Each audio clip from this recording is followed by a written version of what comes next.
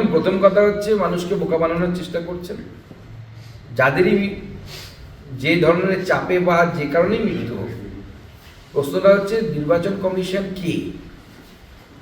নির্বাচন কমিশনে নিয়োগ করা একজন ব্যক্তি, যিনি পশ্চিমবঙ্গ ক্যাডারের আইএএস অফিসার, তিনি বাদ দিয়ে বাদ বাকি তো সব মমতা বন্দ্যোপাধ্যায়ের লোক। বিএলও মমতা বন্দ্যোপাধ্যায়ের আন্ডারে কাজ করে, ইআরও অর্থাৎ যারা বিডিও তারা মমতা বন্দ্যোপাধ্যায়ের কর্মচারী, আমি তো তাকে বিডিও বেচারা দিদির অফিসার বলি।